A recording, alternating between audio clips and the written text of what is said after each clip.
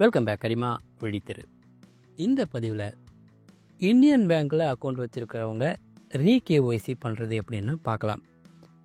https://www.indianbank.in வெப்சைட்டை open பண்ணுறேன்.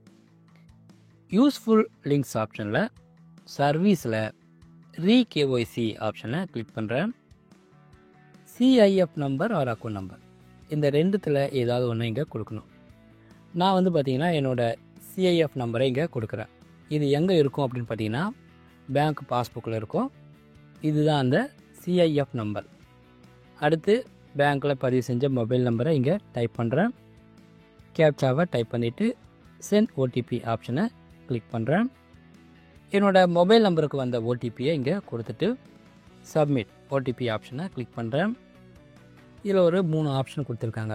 First, உங்கள் அக்கௌண்ட்டை ஓப்பன் பண்ண டேட்டில் இருந்தோ இல்லை அதுக்கு முன்னாடி உங்கள் அக்கௌண்ட்டை ரிவ்யூ பண்ண டேட்டில் இருந்தோ உங்கள் கேஒய்சி இன்ஃபர்மேஷனில் ஏதாவது திருத்தம் செஞ்சுருக்கீங்களா அப்படின்னு எஸ் ஆர் நோ கேட்டிருக்காங்க. நான் எந்த ஒரு திருத்தமும் செய்யலை, அதனால் நோவை செலக்ட் பண்ணுறேன்.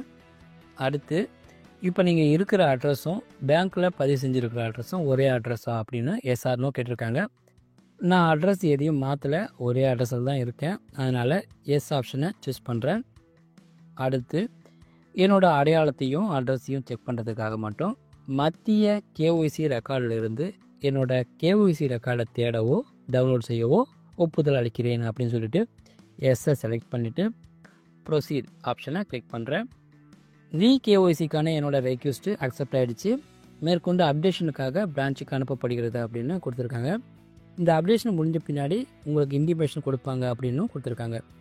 இதுவே உங்களோட கேஒய்சியில் ஏதாவது திருத்தம் செஞ்சுருந்து அதை அப்டேட் பண்ணுறதுக்காக எஸ் ஆப்ஷனை நீங்கள் சூஸ் பண்ணாலோ இல்லை உங்களோட அட்ரஸில் ஏதாவது மாற்றம் செஞ்சுருந்து அதை அப்டேட் பண்ணுறதுக்காக நோ ஆப்ஷனை சூஸ் பண்ணி அடுத்த ஸ்டெப்புக்கு போனாலோ புது கேஒய்சிக்கான டாக்குமெண்ட்ஸை சப்மிட் பண்ணுங்கள் அப்படின்னும் அதுக்கு பிரான்ச்சை கான்டாக்ட் பண்ணுங்கள் அப்படின்னும் மெசேஜ் ஷோ ஆகுது.